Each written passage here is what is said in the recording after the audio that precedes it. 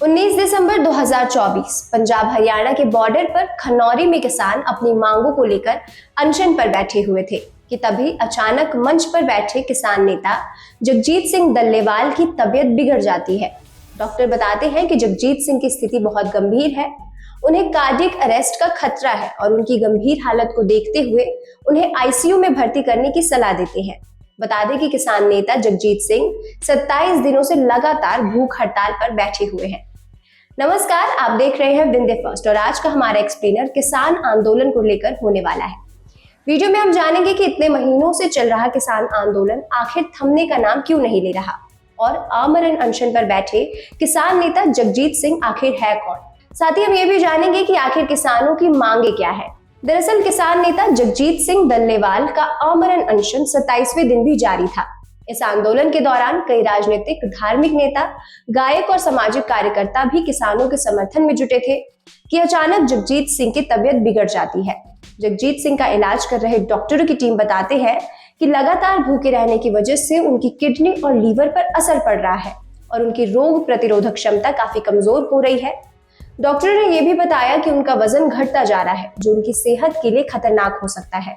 उनकी गंभीर हालत को देखते हुए सुप्रीम कोर्ट शुक्रवार को पंजाब सरकार को उनके इलाज के लिए अस्पताल में भर्ती कराने का आदेश देती है। चलिए जानते हैं कि किसान नेता जगजीत सिंह डल्लेवाल आखिर है कौन। जगजीत सिंह डल्लेवाल एक प्रमुख किसान नेता है जो विशेष रूप से पंजाब और हरियाणा के कृषि आंदोलन में सक्रिय रहे हैं। उनका जन्म फरीदकोट जिले के डल्लेवाल गांव में हुआ था। उन्होंने अपनी प्रारंभिक पढ़ाई फरीदकोट से ही की और फिर पंजाबी यूनिवर्सिटी से राजनीति विज्ञान में मास्टर की। उनके बड़े भाई भारतीय किसान यूनियन लखोवाल गुट के ब्लॉक कोषाध्यक्ष थे। वे ज्यादा पढ़े लिखे नहीं थे, इसलिए सारा हिसाब किताब जगजीत सिंह की मदद से कराते थे। जगजीत सिंह अपने भाई की मदद करते हुए खुद भी किसानों के संघर्ष में शामिल होने लगे। वर्तमान की बात की जाए तो वर्तमान में वे भारतीय किसान यूनियन के सदस्य और एक प्रमुख नेता हैं। बता दें कि जब सरकार ने कृषि कानून को पारित किया तो जगजीत सिंह ने ही इन कानूनों के खिलाफ किसानों का नेतृत्व किया था।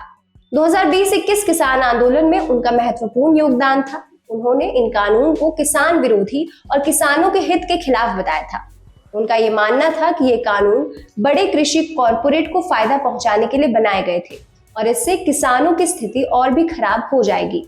किसानों के हक के लिए 70 वर्षीय जगजीत सिंह काफी समय से भूख हड़ताल पर बैठे हुए हैं। इतना ही नहीं, वो कैंसर से भी पीड़ित है, जिसकी वजह से उनकी हालत और गंभीर होती जा रही है। लेकिन सवाल है कि आखिर किसान आंदोलन कर क्यों रहे हैं, क्या है उनकी मांगे। इसका जवाब है किसान कानून, जिसे कृषि कानून भी कहते हैं। दरअसल 2020 में संसद में 3 कानून पेश किए गए, जिसे कृषि कानून नाम दिया गया। इन कानूनों का उद्देश्य भारतीय कृषि क्षेत्र में सुधार करना था, कृषि क्षेत्र में निवेश को बढ़ाना और उपज की कीमतों को बाजारी ताकतों के आधार पर निर्धारित करना था। हालांकि सरकार ये कानून किसानों की भलाई के लिए लाई थी, लेकिन इस कानून का उल्टा असर देखने को मिला। दरअसल जैसे ही इस कानून को लाया गया, देश भर के, खासकर पंजाब और हरियाणा के किसान इस कानून का विरोध करने लगे। लेकिन ऐसा क्या था इस कानून में जो किसानों के विरोध का कारण बना। दरअसल इस कानून के तहत 3 कानून लाए गए। पहला, कृषि उत्पादन, व्यापार और वाणिज्य अधिनियम, farmers produce trade and commerce act 2020। इस कानून के तहत किसानों को अपने उत्पाद को राज्य सरकार द्वारा निर्धारित मंडी से बाहर भी बेचने की अनुमति दी गई। किसानों को अपनी उपज सीधे थोक व्यापारियों, निर्यातकों और अन्य व्यापारियों को बेचने की स्वतंत्रता मिली, जिससे उन्हें बेहतर मूल्य प्राप्त हो सके। दूसरा, कृषि समझौता और मूल्य आश्वासन अधिनियम, farmers agreement on price assurance and farm services act 2020। इस कानून के तहत किसानों को कृषि उत्पादों की खरीद के लिए कंपनियों या व्यापारी समूह से अनुबंध यानी कि कॉन्ट्रैक्ट करने की अनुमति दी गई। इसके तहत कॉन्ट्रैक्ट फार्मिंग को बढ़ावा दिया गया, जो किसानों को उनकी उपज की कीमत पहले से तय करने में मदद करता है। और तीसरा, कृषि लागत और मूल्य आयोग अधिनियम, commission for agriculture costs and price act में संशोधन। इस कानून का उद्देश्य किसानों को न्यूनतम समर्थन मूल्य यानी कि एमएसपी के अलावा मूल्य सुनिश्चित करना था। हालांकि इस कानून में एमएसपी की गारंटी का प्रावधान नहीं था, जिससे कई किसानों को यह डर था कि इससे उन्हें सही मूल्य नहीं मिलेगा। वही किसानों का यह मानना था कि इस कानून से बड़े कॉरपोरेट्स और कंपनियों का दबदबा बढ़ेगा और छोटे किसान अपने उत्पादों का उचित मूल्य नहीं पा सकेंगे। किसानों का ये कहना था कि इन कानूनों में न्यूनतम समर्थन मूल्य यानी कि एमएसपी की गारंटी का कोई स्पष्ट प्रावधान नहीं है, जिससे उनके कृषि उत्पादों का मूल्य सही तरीके से सुनिश्चित नहीं हो सकेगा। किसान ये भी मानते हैं कि मंडियों को समाप्त या कमजोर कर देने से उनका शोषण होगा, क्योंकि वो बड़े व्यापारियों के सामने मजबूर हो सकते हैं। चलिए अब जानते हैं कि किसानों की आखिर मांग क्या है।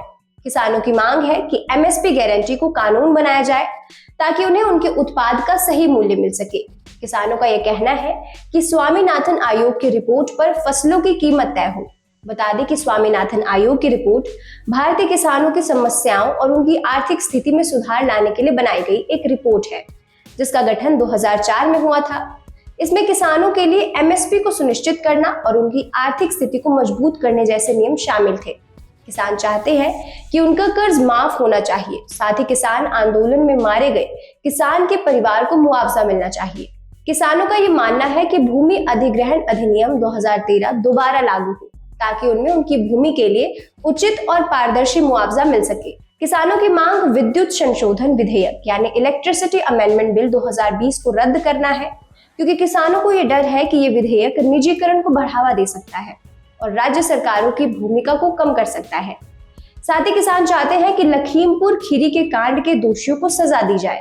ये पहली बार नहीं हो रहा कि किसी आंदोलन के नेता ने अपनी मांगों को लेकर आमरण अनशन किया हो।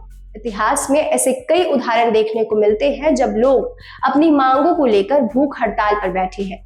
1920 के दशक में हुए किसान आंदोलन को ही देख लीजिए, जब किसान मुद्दों के लिए संघर्ष करने वाले प्रजामंडल आंदोलन के नेता सेवा सिंह ठिकरीवाल जेल में मरने तक भूख हड़ताल पर रहे। जगजीत सिंह की तबीयत बिगड़ने की यह घटना किसान आंदोलन को अब और भी मजबूती प्रदान कर सकता है। आपकी इस वीडियो पर क्या राय है, हमें कमेंट सेक्शन में जरूर बताएं और ऐसे ही एक्सप्लेनर्स के लिए देखते रहिए विंध्य फर्स्ट।